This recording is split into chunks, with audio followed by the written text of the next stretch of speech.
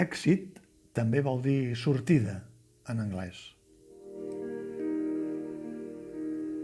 Isn't he rich? Are we a pair?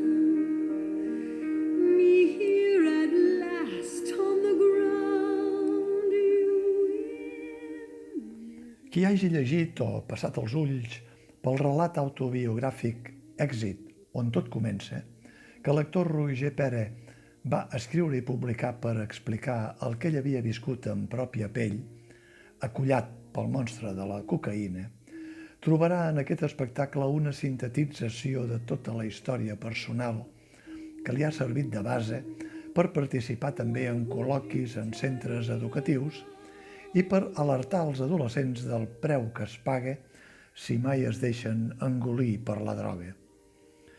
Com que l'èxit en català, si li traiem l'accent obert, també vol dir sortida en anglès, no costa gens de córrer el risc de fer una interpretació, amb permís del mateix Roger Pera, i veure en el títol de l'espectacle un subtil doble significat.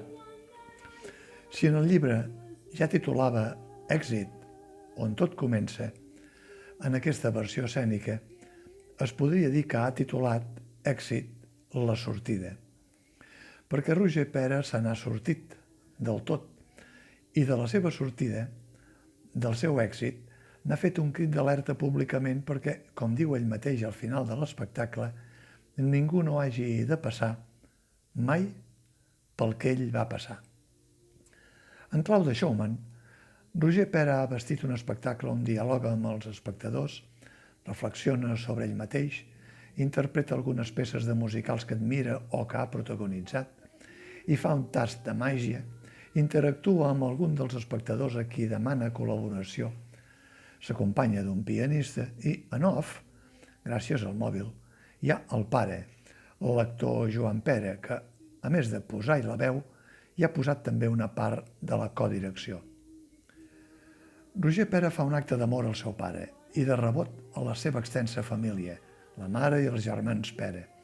Un acte també d'agraïment pel suport que va rebre de tots ells quan estava enfonsat per la ferida de l'addicció. L'espectacle comença quan representa que acaba d'actuar en una funció fent de Spiderman. Se senten els aplaudiments de fons quan ell entra al camerino, encara tapeït dins el feixuc vestuari del superheroi. El seu pare l'ha d'anar a recollir al teatre. Per una primera trucada del mòbil ja deixa entreveure que Joan Pera tindrà una sortida també del seu teatre una mica embolicada i que Roger Pera tindrà prou temps per aprofitar l'espera per explicar què ha estat la seva vida. L'espectacle té moments d'humor, picades d'ullet, subtils ironies, fuites de sinceritat i algun moment de sensibilitat que tracta amb la punta dels dits i amb guants de protecció d'inconable, perquè no faci mal a ningú. Hi ha un tractament tan delicat com teatralment ben aconseguit. Sense que es puguin comparar pel que fa al tema de fons, sí que hi ha en aquest espectacle una part de la mateixa intenció amb què l'actor del tricicle Carles Sans va estrenar aquesta mateixa temporada el primer espectacle que feia en solitari, Per fi sol. Unes ganes de desvestir-se davant dels espectadors, mostrant-se tal com sempre havia estat. Roger Pera fa ara el mateix, però amb l'avantatge que ja ha actuat en altres ocasions en solitari. Per exemple, en l'espectacle Quina feinada, de Becky Mota, en una versió del cineasta Ventura Pons, el 2018, a la sala Versus Glòries. Una mostra de la bèstia escènica que Roger Pera porta dins. Ell mateix ho justifica. Va començar a treballar quan era una criatura, als 9 anys, convertit en un dels primers dobladors amb veu real d'infant que fins aleshores acostumaven a fer actrius o dobladores. La seva relació amb l'espectacle i la televisió ja no es va aturar des d'aleshores, sense cobrar ni un duro, diu, tutelat legalment per llei pels pares, fins que va ser major d'edat. I d'allí, musicals, espectacles i protagonismes prou celebrats.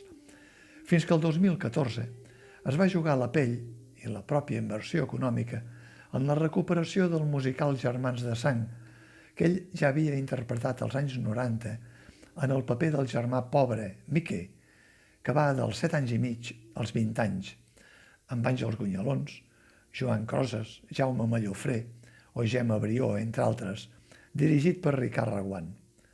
El mateix Reguant, amb qui va repetir aventura el 2014 al Teatre del Raval, on ara també actua, i on aquell gener es va haver de cancel·lar la funció de les 6 de la tarda perquè aleshores, que feia de protagonista, no s'hi va presentar, ni va avisar que no s'hi presentaria, ni ho va fer l'endemà, ni l'endemà no l'altre, fins que la companyia va haver de revelar públicament que l'actor protagonista de Germans de Sang s'havia fet fonedís. Roger Pera comença el seu relat amb aquest punt d'inflexió en la seva trajectòria i confessa ara on era aquell dia de gener del 2014, tancat a casa, allunyat del món i de tothom, malvivint de la cocaïna, una addicció que ja feia temps que arrossegava, però que havia après a mig controlar, fins que el monstre el va vèncer. Roger Pera continua sent l'actor capaç d'omplir en solitari un escenari i un auditori, fent un tas del Mickey de 7 anys i mig de Germans de Sang, interpretant un tema de Sondheim, posant-se en la capa i la mitja màscara del fantasma de l'òpera i esquitxant el relat d'anècdotes personals i familiars que involucren tots els Pera i que en cap moment no estan al marge de l'extensa carrera del seu pare, l'actor Joan Pera, un personatge que, si bé no apareix físicament en aquest espectacle, sí que hi és present en tot moment en les paraules que li dedica Roger Pera i que el fan visible en la imaginació dels espectadors. Don't you love first? My fault, I fear. I thought that you'd want what I want. Sorry, my dear. But where are the clowns? There ought to be clowns. Quicksand in the clouds.